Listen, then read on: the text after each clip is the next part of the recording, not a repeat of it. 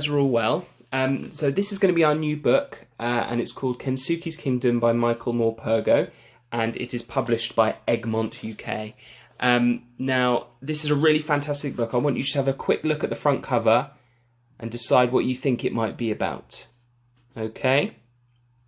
Right, so I'm going to read the first few pages, and then your reading questions will be based on the last few. Okay?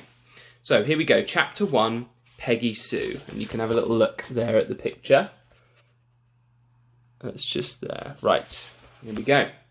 So, I disappeared on the night before my 12th birthday, July 28th, 1988. Only now can I last tell the whole extraordinary story, the true story. Kensuke made me promise that I would say nothing at all, until at least 10 years had passed. It was almost the last thing he said to me. I promised, and because of that, I had to live out a lie. I could let sleeping lies sleep on, but more than 10 years have passed now. I have done school, done college, and had time to think. I owe it to my family and to my friends, all of whom I have deceived for so long. To tell the truth about my long disappearance, about how I lived to come back from the dead. But there is another reason for speaking out now, a far, far better reason. Kensuke was a great man, a good man, and he was my friend. I want the world to know him as I knew him. Until I was nearly 11, until the letter came, life was just normal. There were the 4 of us in the house, my mother, my father, me and Stella. Stella Artois, that is, my one ear up and one ear down black and white sheepdog, who always seemed to know what was about to happen before it did. But even she could not have foreseen how that letter was going to change our lives forever. Thinking back, there was a regularity, a sameness about my early childhood. It was down the road each morning to the monkey school. My father called it that because he said that the children gibbered and screeched and hung upside down on the climbing frame in the playground. And anyway, I was always monkey-faced to him when he was in a playful mood, that is, which he often was. The school was really called St. Joseph's, and I was happy there for most of the time, anyway. After school every day, whatever the weather, I'd be off down to the recreation ground for football with Eddie Dodds, my best friend in all the world, and Matt and Bobby and the others. It was muddy down there. Cross the ball and it would just land and stick. We had our own team, the Mudlarks we called ourselves, and we were good too. Visiting teams seemed to expect the ball to bounce for some reason, and by the time they realised it didn't, we were often 2 or 3 goals up. We weren't so good away from home. Every weekend I did a paper round from Mr. Patel's shop on the corner. I was saving up for a mountain bike. I wanted to go mountain biking up on the moors with Eddie.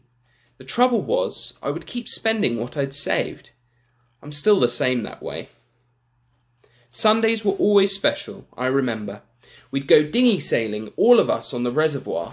Stella Artois barking her head off at the other boats as if they'd no right to be there. My father loved it, he said, because the air was clean and clear, no brick dust. He worked down at the brickworks.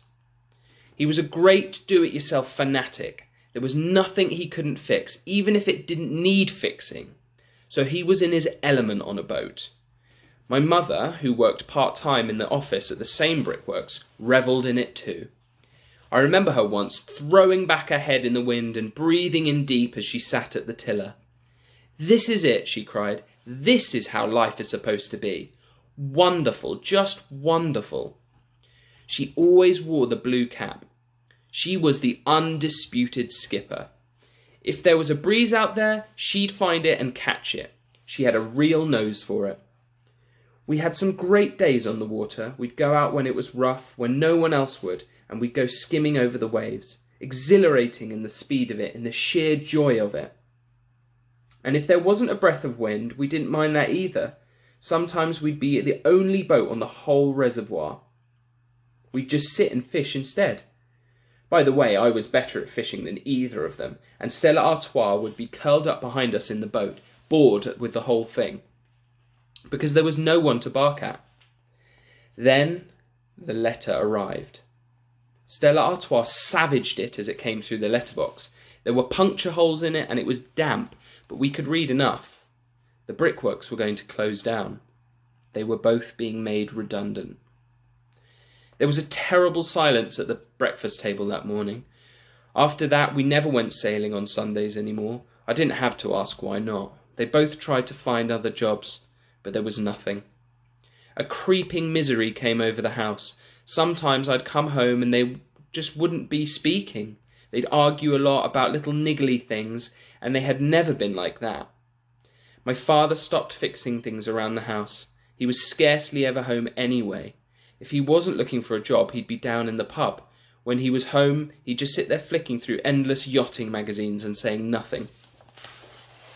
I tried to stay out of the house and play football as much as I could, but then Eddie moved away because his father had found a job somewhere down south. Football just wasn't the same without him. The Mudlarks disbanded, everything was falling apart. Then one Saturday I came home from my paper round and found my mother sitting at the bottom of the stairs and crying. She'd always been so strong. I'd never seen her like this before. "Silly beggar," she said. "Your dad's a silly beggar, Michael, that's what he is." "What's he done?" I asked her. "He's gone off," she told me, and I thought she meant for good.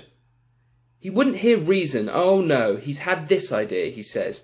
He wouldn't tell me what it was, only that he's sold the car and that we're moving south, and that he's going to find us a place." I was relieved, and quite pleased really. South must be nearer to Eddie. She went on. "If he thinks I'm leaving this house, then I'm telling you he's got another thing coming." "Why not?" I said. "Not much here." "Well, there's the house for a start. Then there's Gran, and there's school." "There's other schools," I told her. She became steaming angry then. Angrier than I'd ever known her. "You want to know what was the last straw?" she said. "It was you, Michael. You going off on your paper round this morning. You know what your dad said?" "Well, I'll tell you, shall I? Do you know something?" He says, "There's only one lousy wage coming into this house, Michael's paper money. How do you think that makes me feel, eh? My son's 11 years old, and he's got a job, and I haven't." She steadied herself for a moment or two before she went on, her eyes filled with fierce tears. "I'm not moving, Michael. I was born here, and I'm not going. No matter what he says, I'm not leaving." I was there when the phone call came a week or so later. I knew it was my father. My mother said very little, so I couldn't understand what was going on, not until she sat me down afterwards and told me. "He sounds different, Michael. I mean, like his old self, like his very old self. Like he used to be when I first knew him. He's found us a place. Just pack your stuff and come," he says. "Fareham, somewhere near Southampton, right on the sea," he says. "There's something very different about him, I'm telling you." My father did indeed seem a changed man.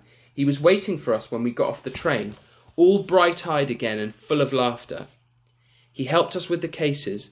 "It's not far," he said, ruffling my hair. "You wait till you see it, monkey face. I've got it all sorted, the whole thing. And it's no good you trying to talk me out of it, either of you. I've made up my mind." "What about?" I asked him. "You'll see," he said. Stella Artois bounded along ahead of us, her tail held high and happy. We all felt like that, I think. In the end, we caught a bus because the cases were too heavy. When we got off, we were right by the sea. There didn't seem to be any houses anywhere, just a yachting marina. "What are we doing here?" my mother asked. "There's someone I want you to meet, a good friend of mine. She's called Peggy Sue. She's been looking forward to meeting you. I've told her all about you." My mother frowned at me in puzzlement. I wasn't any the wiser either. All I knew for certain was that he was being deliberately mysterious. We struggled on with our suitcases, the gulls crying overhead, the yacht masts clapping around us, and Stella yapping at all of it, until at last he stopped right by a gangplank that led up to a gleaming dark blue yacht. He put the cases down and turned to face us. He was grinning ear to ear. "Here she is," he said. "Let me introduce you. This is the Peggy Sue, our new home." Well? Considering everything, my mother took it pretty well. She didn't shout at him. She just went very quiet and stayed quiet all through his explanation, down into the galley over a cup of tea. It wasn't a spur-of-the-moment thing, you know. I've been thinking about it a long time, all those years working in the factory. All right, maybe I was just dreaming about it in those days. Funny when you think about it, if I hadn't lost my job, I'd never have dared do it, not in a million years. He knew he wasn't making much sense. All right then, here's what I thought. What is that we all love doing most? Sailing, right? Wouldn't it be wonderful, I thought, if we could just take off and sail around the world? There's people who've done it. Blue water sailing, they call it. I've read it about in the magazines. Like I said, it was just a dream to start with. And then no job and no chance of a job. What did the man say? Get on your bike. So why not a boat? We've got our redundancy money, what little there was of it. There's a bit saved up and the car money. Not a fortune, but enough. What to do with it? I could just put it all like in a bank, like the others did. But what for? Just to watch it dribble away until there was nothing left? Or I thought I could do something really special with it. A once-in-a-lifetime thing. We could sail around the world. Africa, South America, Australia, the Pacific. We could see places we've only ever dreamed of. We sat there completely dumbstruck. Oh, I know what you're thinking, he went on. You're thinking all we've ever done is reservoir sailing, dinghy sailing. You're thinking he's gone crazy, loopy in the head. You're thinking it's dangerous. You're thinking we'll be flat broke. But I've thought it all out. I've even thought of your gran. There's a thing. We won't be gone forever, will we? She'll be here when we get back, won't she? She's perfectly healthy. We've got the money, I've done my sums, we're going to do 6 months training, we'll be away for a year, 18 months maybe, just so long as the money lasts. We're going to do it safe, do it properly. Mum, you'll do your yachtmaster's certificate? Oh, didn't I say? Did I? You'll be the skipper, Mum. I'll be first mate and handyman. Michael, you'll be the ship's boy. And Stella? Well, Stella can be the ship's cat. He was full of it, breathless with excitement. We'll train ourselves up, do a few trips across the Channel to France, maybe over to Ireland. We'll get to know this boat like she's one of us. She's a 42-foot Bowman, best make, best design, safest there is. I've done my homework, 6 months' time and we'll be off round the world. It'll be the adventure of a lifetime, our one chance. We'll never get another one. What do you think? Excellent, I breathed, and that was exactly what I thought. And I'll be skipper, you say? My mother asked. Aye, aye, captain, and my father laughed and gave me a mock salute. What about Michael's school? She went on. I thought of that too. I asked in the local school down there. It's all arranged. We'll take all the books he'll need. I'll teach him. You'll teach him. He'll teach himself. I'll tell you something for nothing. He'll learn more in a couple of years at sea than he ever did in that monkey school of his. I promise. She took a sip of tea and then nodded slowly. All right, she said, and I saw she was smiling. Why not? Go ahead then, buy her. Buy the boat. I already have, said my father. How exciting. I wonder what's going to happen. Maybe you can think about what's going to happen in the story. See ya.